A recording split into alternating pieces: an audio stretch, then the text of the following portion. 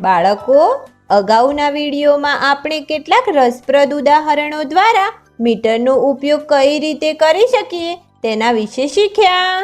આ વિડીયોમાં આપણે તેના સંબંધિત કેટલીક સામાન્ય ભૂલો વિશે જાણીશું. ચંદાએ પોતાની મીટર પટ્ટીથી મેળાના પડદાનું માપ લઈ લીધું. જ્યારે ચંદા તેના પડદા સીવડાવવા બડબોલા કાકાની દુકાને પહોંચી ત્યારે ગોલુ પણ કાકા પાસે પોતાના શર્ટ માટે કાપડ ખરીદી રહ્યો હતો. ચંદાએ જોયું કે ગોલુએ કાકા પાસેથી 1 મીટર લાંબુ કાપડ માંગ્યું અને કાકાએ તેને આવી રીતે તેમના 1 હાથ જેટલી લંબાઈનું કાપડ કાપીને આપી દીધું. ચંદા આશ્ચર્યચકિત થઈ ગઈ. ચંદા પોતાની સાથે મીટર પટ્ટી પણ લઈને આવી હતી. જેવું કાકાએ ગોલુને તે કાપડનો ટુકડો કાપીને આપ્યો, તેણે ગોલુ પાસેથી તે કાપડ લઈને તરત તેને પોતાની મીટર પટ્ટી વડે માપ્યું. બાળકો, શું કાકાએ આપેલ 1 હાથ લાંબુ કાપડ 1 મીટર લાંબુ છે? અરે ના, કાકાએ આપેલું 1 હાથ લાંબુ કાપડ 1 મીટર અને 5 સેન્ટીમીટર લાંબુ છે. ચંદાએ કાકા અને ગોલુને સમજાવ્યું. 1 હાથની લંબાઈ બધા માટે જુદી જુદી હોય છે, એટલે તેનો 1 મીટર માપ માટે ઉપયોગ નહીં કરી શકાય.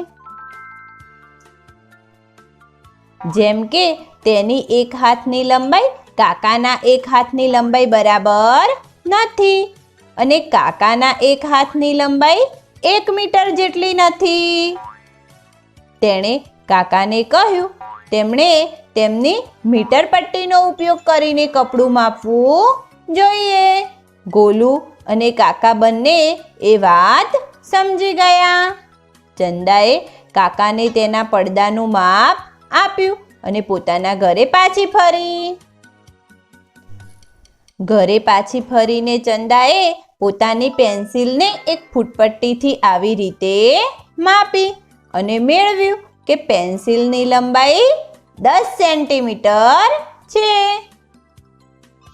પછી તેણે તેની છતની લંબાઈને પોતાની મીટર પટ્ટી વડે માપી અને મેળવ્યું કે છત 10 મીટર લાંબી છે. ચંદા વિચારવા લાગી કે તેની છત અને પેન્સિલ બંનેની લંબાઈ 10 અને 10 છે. તો શું તે બંને સરખી લંબાઈના છે? બાળકો, તમને શું લાગે છે? શું ચંદા સાચું વિચારી રહી છે? ના, ચંદાની પેન્સિલની લંબાઈ 10 સેન્ટીમીટર છે, જ્યારે તેની છતની લંબાઈ 10 મીટર છે. અને બાળકો, તમે જાણો છો ને 1 મીટર કેટલા સેન્ટીમીટર બરાબર છે?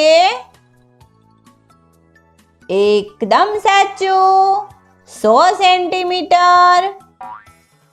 અને છતની લંબાઈ તો 10 મીટર છે, એટલે છતની લંબાઈ 10 મીટર પેન્સિલની લંબાઈ 10 સેન્ટીમીટરથી વધારે છે. ચંદાને પણ આ વાત સમજાઈ ગઈ અને તે કાકાની દુકાન ઉપર પોતાના પડદા લેવા જતી રહી.